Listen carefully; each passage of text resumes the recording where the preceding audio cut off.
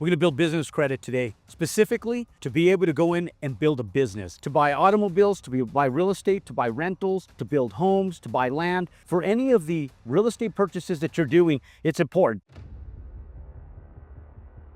Now, you can do this for two different reasons. One, because you want to scale your business and not use your personal credit, impose personal liability on yourself. It's a great way to limit your liability to be able to go in and build business credit, but it also gives you leverage. So not only the asset protection standpoint of it, but the leverage it also gives you, because now you're not just one person, but you're two people, because now you're an individual that has personal credit, which you can still leverage, but now you have a second entity that you're able to leverage credit from, okay? Also, those of you guys that don't have the bandwidth for credit because you don't have any credit or you have bad credit, you've went through some life circumstances, a bad run in college, a divorce, a bankruptcy, something's happened in your life. This is one of the most advantageous ways to be able to go in and set yourself up to start pushing forward in a business career that you guys can utilize business credit. Now, the difference about today and what we've done in the past is I've explained it to you guys in the past. I've wrote it out. Today, I'm going to screen share with you guys, and I'm going to share with you guys the exact step-by-step process of how you actually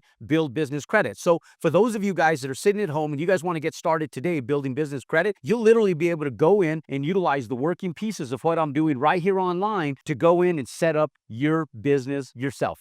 Okay, now, one of the big things is going in and first you got to pick a business name. That first and foremost is the most important thing. But how do you know you have a business that someone else hasn't utilized and taken from you already? So you could go into any state. I just happened to pick the state of Arizona. It auto-populated that the state of New Mexico pops up because I live just outside of Albuquerque. And so when we come in and we look at this, it's biased right to your area. But you could put in state of California Corporation Commission, state of New York Corporation Commission, state of Florida Corporation Commission, and you could go in and you could take a look at any one of those states' corporation commissions. If you scroll down here, the actual state website will pop up. And here's what's cool. When you go in, like the Arizona Corporation Commission, it says Arizona Corporation Commission Entity Search. Okay, and so you could just simply click on entity search and we could just pick an entity. So we have in here, we search type, specific exact match, or actually let's just say start with, and let's do our entity name. Let's think of an entity name. I didn't have anything pre-planned, so let's say we do 3 Dog Real Estate.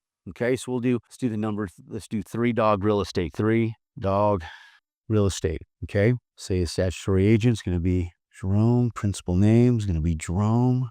Okay, let's do a search real quick. Filter by all. We'll do both domestic and foreign. Entity status. Let's do both active and inactive. True name. So we've all of those in there. Okay, we're going to go in here. 3 Dog Realty.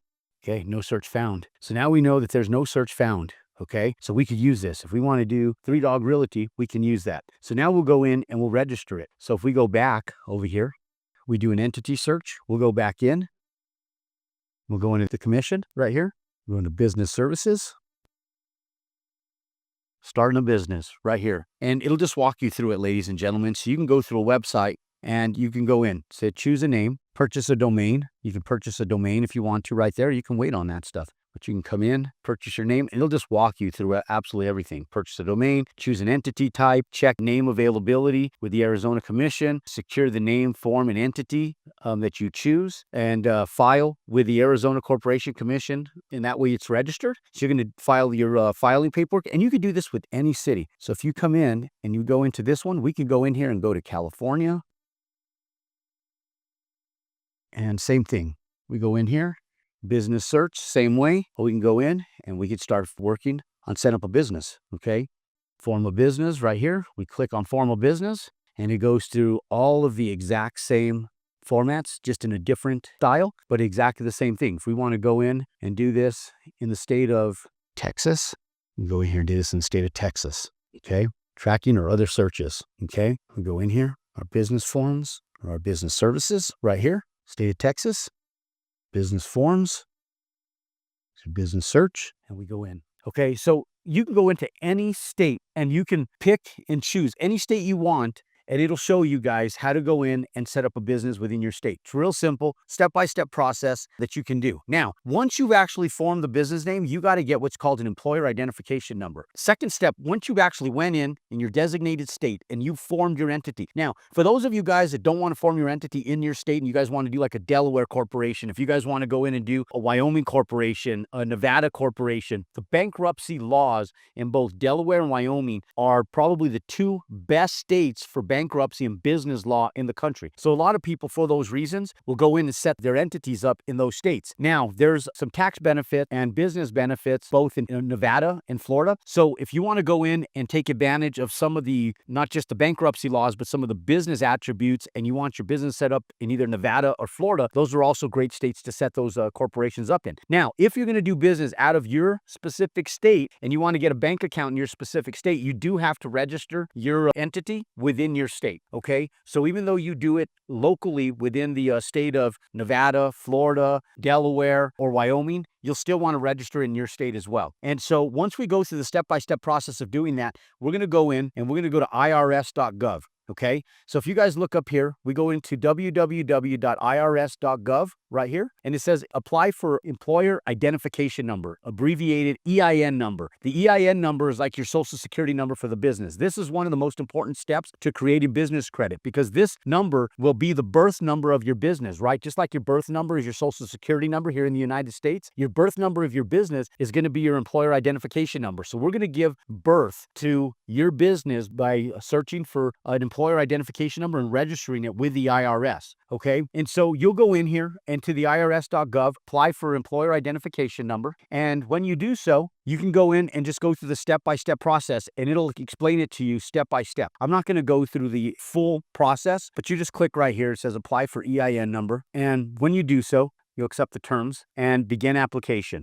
Okay. And so once you go in here, you can pick your entity. So you can pick a sole proprietor. Now, a sole proprietor is if you're doing business under your name. My suggestion is not to do a sole proprietorship because if you're separating yourself from it as a sole proprietor, your social security number is going to be your EIN number. So be careful with sole proprietor. Partnerships are only those that are done between you and a business partner, okay? Or you are a partnering entity. A corporation, S Corp and C Corps, those are great if you're facilitating business, but they're horrible to hold real estate in. And the reason they're horrible to hold real estate in is because if you ever want to transfer or quick claim a piece of real estate out of an S Corp or C Corp, even if it's from your entity to another entity, you have to incur full value of that asset for tax purposes. So you can't just quick claim it. You have to take full current market value. That's the only reason I don't like corporations for real estate holdings only. To do and facilitate business, like if you're a general contractor, you're running a real estate company for brokerage, corporation, S Corp, C Corp are both great. Now, my recommendation is to do it under an LLC because now you have versatility. You can go in, you can set up your LLC where you can facilitate business, have your employer identification number, and if you ever need to quick claim any real estate from one entity to another, you have the leisure of being able to do so as a limited liability company, okay? So you could just click on LLC, okay?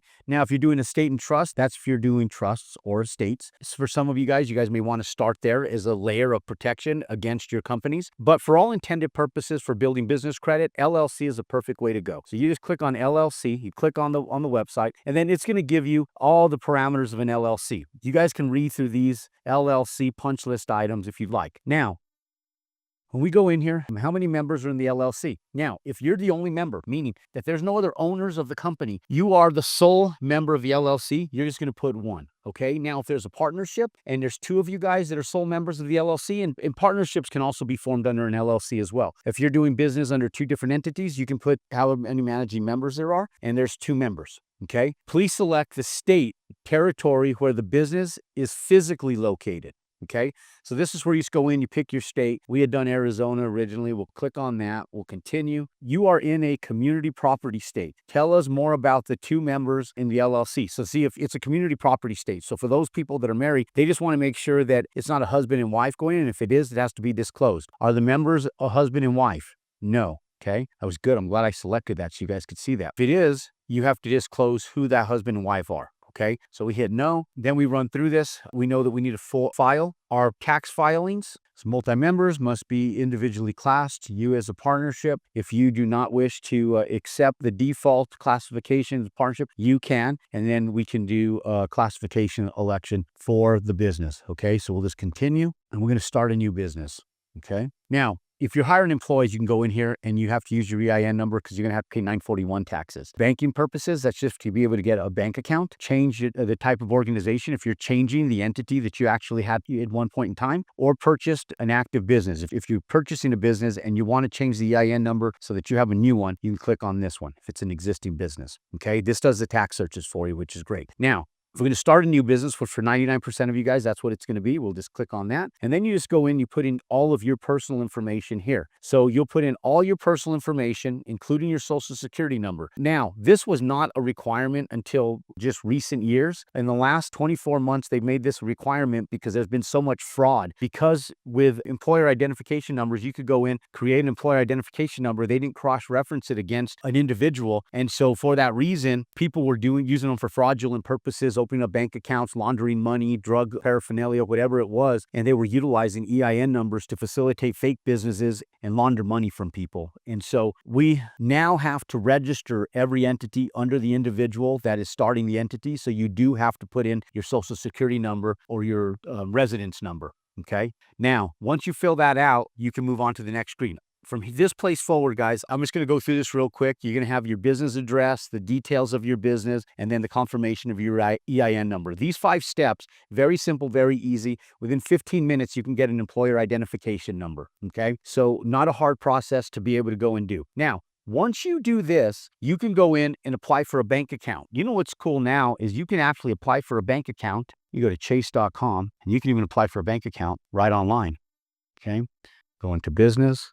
But it's easier for me. I'm old school. I still like going in. But you can go in, and now here's where you go in and you set up your bank account. Okay, so when you go in and you're actually facilitating business and you create an entity that's going to stand on its own 2 feet, this is where you go in and you start working with the banks for your bank accounts. But not only for your bank accounts, ladies and gentlemen, not only for your bank accounts, this is where you go in, you ask for your business line of credit, okay? Now, for a lot of you guys will be challenged with the fact that your business doesn't have revenue. So you are the working pieces of your business, like I tell people. So let's say, for sake of example, you have a full-time 9-to-5 job, and let's say you're making $85,000 a year, just for sake of example. And you go in and the business application says, how much revenue is your business creating in 12 calendar months? What's your annualized income for the business? Just put your personal income down, guys. When you first start your business, there's like a threshold of reasonability that you have to utilize. And I would just utilize my personal income as the business income, because your income, is it not the revenue that business is banked on when you first start that business? You throw $1,000 into a checking account, you ask them for a business line of credit. If you put that business is doing zero,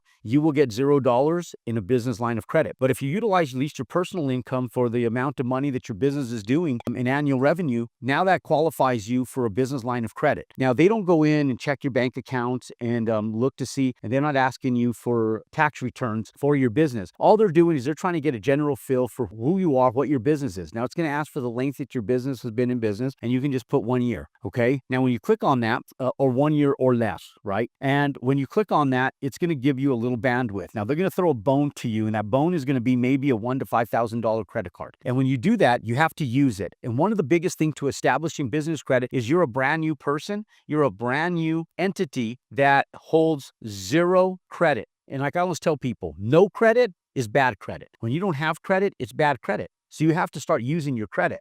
Because this video is more along the line of teaching you guys how to utilize the working pieces to go out and purchase stuff, here's what we do, ladies and gentlemen. Now, you got your employer identification number, you got your bank account. Now you have a real business that stands on its own 2 feet. And so when you go in and you fill out an application for purchase agreement on a new purchase, it's going to ask you, who is the buyer? You're going to put your entity in there. Not yourself anymore. You're going to put your entity in there. You become irrelevant. Your entity becomes relevant, and you don't have to disclose your name on that purchase agreement. The entity could stand on its own 2 feet without you on there. And so when you go in and you go to title, the purchaser doesn't have to disclose to the seller their name, their information, their business information. Nothing. But they do have to provide that to the escrow company. And so once you go in and you have the property tied up in escrow through a title company, now the title company is going to call you and say, hey, Jerome Maldonado, I need you to send us over your articles of organization. Okay. Now, articles of organization could be typed out. You can use MiniChat to do that, or you can get an attorney to do that for a few $100s. Most will and trust attorneys for about $800 will help you establish an operating agreement. And your first entity, note that it's not super important that the technicalities of that operating agreement are super tight in that moment. You need something very general just to be able to get going. Now, you'll be able to tighten up the entity structure and the operating agreement as you facilitate business and as you grow. And as you do, you are going to want to put asset protection parameters in there. But for all intended purposes, just a very general operating agreement saying, hey, my name is Jerome, I'm the managing member, and I am the one that makes decisions on this account, and I'm the signer on this company. Okay. Now, for all intended purposes, you have your operating agreement, you send that into the title company, and that moving piece of title work is done. They'll read it. They'll say, okay, Jerome does qualify to sign on behalf of this entity. Doesn't say that you own it. You're just a member or you're a manager of that entity, because they'll ask you, what's your relation? I may not even be a member of my own entity. I might have a member be another LLC that owns that entity, and I'm just a manager, which means that I'm not a member of that LLC. And a lot of times I don't even want to be a member of my own LLCs. For liability purposes, I just want to be a manager of it. I'm just the person that manages the LLC. I'm not a member of it. One of my other entities owns that. Okay. And so let's take a look at what the operating agreements look like. Now, when the title company calls and they ask you for your employer identification number, they're going to want proof of it. So what we do is we actually print out our EIN information. This is a real employer identification number, IRS issued form. And we file these in these books right here. Okay. And so we have a 3-ring binder for any entity that we own. I owned a bunch of beauty salons. I'll use this one since we don't own them anymore. There's no private information in there anymore because those entities are gone, but we still hold those EIN numbers. Now, when we do this, the IRS goes in and you'll have the second full page to your EIN number. Now, when we go in and we get our actual operating agreements, we'll go in here and in our book, it says operating agreement right here. And with our operating agreement, this one's very simple. It's just a simple operating agreement. It does have about, 40 pages to it. And it talks about all the articles. Most of this is standard verbiage, ladies and gentlemen. So an attorney that deals with will and trust, they will have a lot of this. A lot of business attorneys will have all this preset. And so you'll go in and they'll have your operating agreement. The whole key to your operating agreement is the tail end of it. And these are the signature pages here.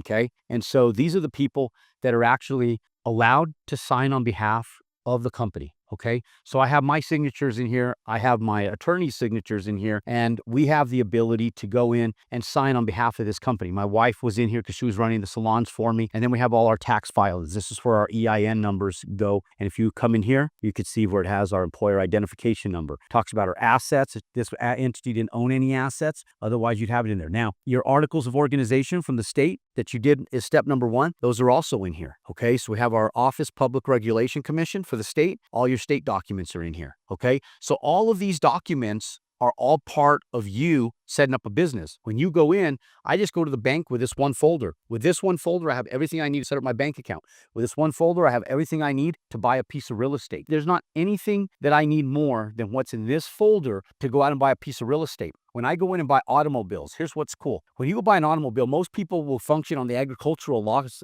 They'll go buy these big Hummers and they'll buy these big giant trucks because of the agricultural law. Do you guys realize that that agricultural law is designed for those that don't know? And when I say that it's designed for those that don't know, it's because if you buy an automobile for your business, it's for your business use. Like are you familiar with like Molly Maids or one of the big maid services, the little tiny cars? And the reason I use them as an example is because you usually see like 4 ladies jump out of this little tiny car. It looks like a clown car. And you get these 3, 4, 5, 6 ladies jump out of a car to go clean a house. And they're these little tiny like Ford Focus, little roller skate cars that they get out of. Those cars are not over 10,000 pounds and do not focus on agricultural laws. What they do though is they have a business, and in that business they have an EIN number, and that business incurs costs. One of the costs and expensive for them to do business is the usage of that car, an automobile. For those of you guys that are real estate agents, brokers, those of you guys that are contractors now, need a pickup truck, you don't have to buy a big giant one like I have, but you can go in and just buy a modest automobile and write off 100% of it. You go in with this booklet, guys, with these 3 things: your articles of organization from the state, your employer identification number, and you have all of your operating operating agreement. With those three things, you can go in and you can buy an automobile. You fill out your automobile purchase application under the business name. Now, most dealerships, unless you're dealing with a fleet dealer, they don't know how to do this. So you have to make sure that you go in on a day where the fleet dealer is there, and you can go in and deal with their fleet team or their commercial finance team. And when you go in and you buy an automobile, you utilize everything in this folder to buy that automobile. And they're not asking for your own personal information except for who's going to take possession of it. And you're giving yourself authorization to take possession of that vehicle. Now, in the beginning, when you first go in and buy an automobile, they might sit back and say, hey, look, this is a brand new business. We can't get it approved, but you can co-sign for it. For those of you guys with good credit, you can go in and co-sign for your automobile. Now, I will tell you, I remember going in when I had bad credit to the Toyota dealership down in El Paso, Texas. It was called Fox Toyota. And I remember going down and trying to purchase a Toyota truck, and they denied me for credit because I had such a bad credit score, and I was trying to do it under my business independently. And so I made some mistakes on the application. I put too much of my personal information down, not enough of my business information down, but I learned from that mistake, and you'll do the exact same thing. And so I went down to Nissan and I bought a little Nissan pickup truck. And when I went to and I did my financing through Nissan Motor Finance Corporation, I remember going in and filling out the application exclusively for my business. I made myself irrelevant. And when I did that, I got approved for the loan. I got the truck and I was able to drive off the lot that day with that truck exclusively with my business credit and my business credit alone. And so, yes, sometimes you will make mistakes when you're filling out your business credit applications. It's best to do it with those people who actually know how to fill out those applications. For those people that don't, it might be a hit or miss process like it was for me in the beginning. But ultimately, there's more than one dealership. You have the ability to go in, make a mistake, go to another dealership, and set yourself up for success. Go in. You don't have to buy an agricultural vehicle that's over 10,000 pounds, guys. You can buy any vehicle you want. As long as it's being used for business use, you can buy it under your company and take advantage of the tax benefits and attributes that come along with it. And it helps you scale. You don't have to use your own personal credit. You're just not going towards your DTI. Now, if you go in and you utilize your personal name and social security number as a co-signer, here's what's cool. Is that it still doesn't go against your debt to income ratio when you go buy a personal home. And so if you want to go in and you want to leverage business credit and you do have to use your personal credit to start with, understand that in spite of you having to use your personal credit to sign on behalf of the company and co-sign on behalf of the company to help establish the baseline of credit, when you go in and get your credit pulled to buy a personal home or to go out and buy a personal car or do anything else, it doesn't go against your debt to income ratio. In fact, you don't even show up on the Beacon score from any of the three largest credit bureaus like Experian or TransUnion and Equifax. And so, ladies and gentlemen, you have the ability to buy, purchase, grow, and scale. And you can do this not just for one company, but two companies, but three companies, four companies, five companies. And as long as they're legitimate companies that are doing business, like each individual property should be set up under a separate LLC. You should have a separate LLC for each one. But if you're building and that's your master company, that's the one that you should focus on the most for building business credit, because that's the one that's going to scale, grow, and ultimately give you leverage to take on single family and multifamily builds. This is how you establish business credit. This is how you buy automobiles, real estate, and rentals utilizing business credit, ladies and gentlemen. When you go out and fill out a tenant application to rent properties, you can do it with this book right here. Your information is given for nothing more than a signature and authorization that you can sign on the company. Outside of that, that business stands on its own 2 feet. This is how you go out. This is how you scale. This is how you establish business credit for purchases. And ultimately, that's how you compound your success. For more information just like this, click and subscribe to our YouTube channel. Pound that thumbs up button. If you're watching this on repeat, comment below. Let me know your thoughts and what other type of videos can help you scale your business with business credit. Thank you. God bless, and go out and compound your success.